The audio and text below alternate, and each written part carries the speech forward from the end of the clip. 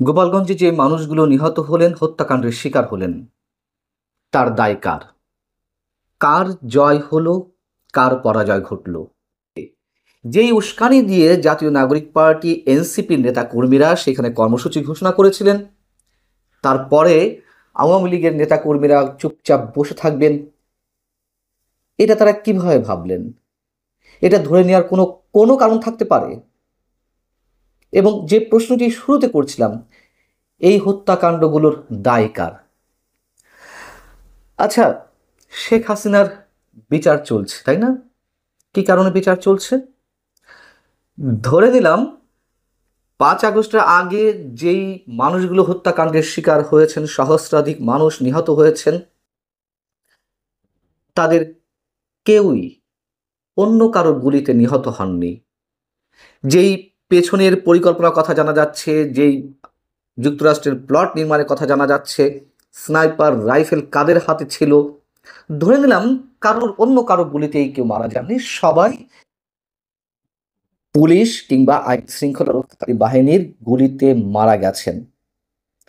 সেই আইন শৃঙ্খলা রক্ষাকারী বাহিনী কার ছিল? শেখ হাসিনা সরকারের ছিল।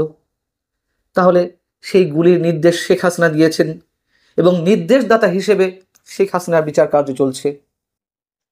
তাহলে প্রশ্ন হচ্ছে, এখনকার পুলিশ সহ আইন শৃঙ্খলা রক্ষাকারী বাহিনী কার? তারা তো আর শেখ হাসিনার নির্দেশে চলছে না, নিশ্চয় চলছে এই সরকারের নির্দেশে। এই সরকার কার? ডক্টর মোহাম্মদ ইউনূস সাহেবের। তাহলে এই যে মানুষগুলো হত্যাকাণ্ডের শিকার হলেন, কার নির্দেশে গুলি চালানো হলো? এখন তাহলে বিচার করতে হবে কার? যে মানুষগুলো নিহত হয়েছেন সেই নিহতর খবর আমরা দেখলাম সন্ধ্যা 6:30 7টা পর্যন্ত কোনো গণমাধ্যমে এ সংক্রান্ত কোনো খবর নেই, কোনো অনলাইন পোর্টালে নেই, কোনো টেলিভিশন চ্যানেলে নেই। সন্ধ্যা 6:30 7টার দিকে একযোগে অনলাইন পোর্টালগুলোতে নিউজ হলো যে গোপালগঞ্জে সংঘর্ষে 2 জন নিহত হয়েছেন। কালের কণ্ঠ 3 জন লিখেছে, হয়তো আজকের পত্রিকা 4 জন লিখেছে। আমরা যেটুকু খবর পাচ্ছি, নিহতের সংখ্যা সম্ভবত এর চেয়ে আরো অনেক বেশি। দুপুর থেকেই সংবাদ পাচ্ছিলাম যে কতজন নিহত হয়েছেন, কতজন আহত হয়েছেন, কিন্তু সে 3টা 3:30 4টা থেকে কোনো গণমাধ্যমে কোনো খবর ছিল না। এতগুলো মানুষের দায়ভার, হত্যাকাণ্ডের দায়ভার কার?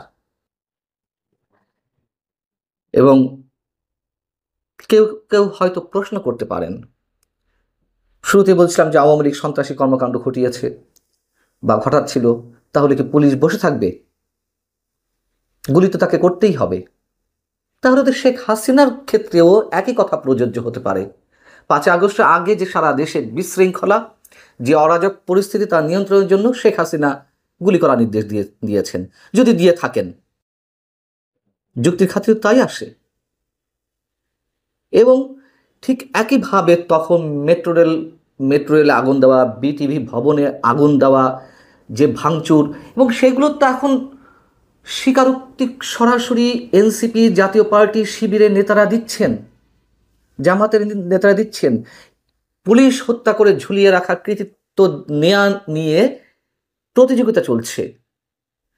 তাহলে শেখ হাসিনা তখন গুলি নির্দেশ দিয়েছিলেন, যদি দিয়ে থাকেন তাহলে তো অপরাধ কিছু করেননি, তাহলে তার কেন অপরাধ, মানে তার বিচার হবে? আর যদি বিচার হতেই হয়, তাহলে 16ই জুলাই যে হত্যাকাণ্ডগুলো ঘটল, আমরা স্পষ্ট দেখলাম যে গুলি করা হচ্ছে আইন শৃঙ্খলা রক্ষাকারী বাহিনীর পক্ষ থেকে। বিচার কি হবে এইগুলোর? যেমনটি আমরা প্রশ্ন তুলেছিলাম 16ই জুলাই, ঠিক 2024-এ আজকের এই দিনটিতে আবু সাইদ হত্যাকাণ্ডের শিকার হয়েছিলেন, তাকে পুলিশ গুলি করছে, রাবার বুলেট ছুটছে, তখন তো আমরা পুলিশের বিচার দাবি করেছিলাম। এবং সেই বিচারের সূত্র ধরে, মানে দাবির সূত্র ধরে শেখ হাসিনার বিচারও অনেকে করছিলেন। সরকার একটি বিবৃতি দিয়েছে, ঠিক 5 আগস্টের আগে শেখ হাসিনা সরকারকে যেভাবে দায়ী করা হয় যে এইভাবে মানুষ মরছে, সেই সম্বন্ধে একটি কথা উল্লেখ করা হচ্ছে না সরকারের বিবৃতিতে। শুধু মেট্রো রেল কিংবা বিটিভি ভবনে গিয়ে শেখ হাসিনা কাঁদছেন, তাও তো সেখানে আবু সাইদের কথা উল্লেখ করেছিলেন তিনি যখন সম্ভবত বিটিভি ভবনে গেলেন ক্ষতিগ্রস্ত বিটিভি ভবন পরিদর্শন করতে। কিন্তু সরকার যে বিবৃতিটি দিয়েছে সেখানে তো এই হত্যাকাণ্ড নিয়ে একটি শব্দও নেই, যারা নিহত হয়েছেন তাদের উদ্দেশ্যে কিছু বলেনি। এনসিপি মার্চ টু গোপালগঞ্জ ঘোষণা দিয়ে যে সমাবেশ বা সভার আয়োজন করেছিল, তারা কি মনে করেছিল যে গোপালগঞ্জ তারা দখলে নিয়ে নেবে, খুব সহজে গোপালগঞ্জে সভা সমাবেশ করে চলে আসবে, এর মধ্য দিয়ে তারা প্রমাণ করতে পারবে যে গোপালগঞ্জ তারা স্বাধীন করে নিয়েছে? এই ধরনের পরিকল্পনা ছিল? মানে গোপালগঞ্জে যারা আওয়ামী লীগ ছাত্রলীগ করেন 90 থেকে 95% মানুষ, তাদের সবাইকে আন্ডারমাইন করেছিলেন, করাটা কি ঠিক হয়েছে? তারা কি মনে করছেন যে তাদের খুব বিজয় হয়েছে, আহ, খুব সহজে মানে অন্তত সমাবেশটি করতে পেরেছে, তারা গোপালগঞ্জের বুকের উপর দাঁড়িয়ে বলতে পেরেছে যে মুজিববাদ মুর্দাবাদ, মুজিববাদ নিপাত যাক, এটি তাদের বিজয়? খুব সাহসিকতা দেখিয়েছে। এতই সাহসিকতা দেখালো যে তাদেরকে ফিরতে হলো সেনাবাহিনীর ট্যাঙ্কের মধ্যে লুকিয়ে।